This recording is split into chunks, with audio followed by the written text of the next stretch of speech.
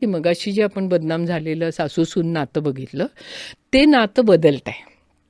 कुठेतरी बायका एकमेकींना समजून घेत आहेत. अजून त्या व्यवस्था बदलण्याकडे गेलेल्या नाही आहेत.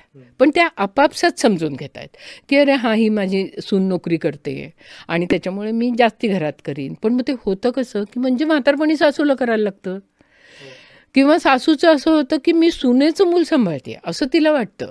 तिला असं नाही वाटत मुलग्याचं माझ्या मूल सांभाळते. म्हणजे पुन्हा बघ ना, की अवस्था काय आहे तिची सुद्धा. किंवा आता मी फर्ग्युसनमध्ये होते ना, तर मला 2 मुली होत्या. मला दुसरी मुलगी झाली ना, तेव्हा हॉस्पिटलमध्ये दारातून लोकं अशी दबकत, चेहरा पाडून वगैरे मला भेटायला यायचे. मी म्हणायचे, "अहो, असं काही करू नका. माझी मुलगी इतकी गोड आहे आणि आम्ही अगदी खुशीत आहोत." तर मुलगी झाली याच्यामध्ये काहीतरी दुःखद घटना घडली आहे, हे वाटणं. माझ्या काही कलीग्सना म्हणजे लेडी कलीग्सना 2 मुलगे होते. मग त्या आपल्या मुलग्यांना केअर काढा, कुकर लाव, इतपत असं म्हणजे बरं नसलं की सांगायच्या. पण त्यांना मी म्हटलं, "पण सून आल्यावर तुम्ही हे करणार आहे का?" किंवा त्यांच्या बाबतीत घडताना नाही दिसलं, की सून आल्यावर त्यांना मुलाचं काम आहे असं नाही वाटलं.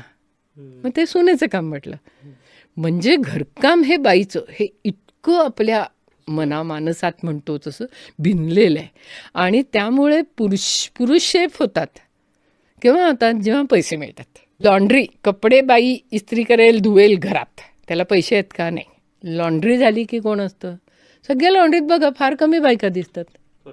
म्हणजे घरकाम जे जे आहे ना ते घरात केलं की त्याला प्रतिष्ठा नाही, त्याला किंमत नाही आणि तेच काम उचलून बाहेर न्या, त्याला पैसे द्या की त्याला लगेच प्रतिष्ठा आहे. तर हा विचार व्हायला पाहिजे.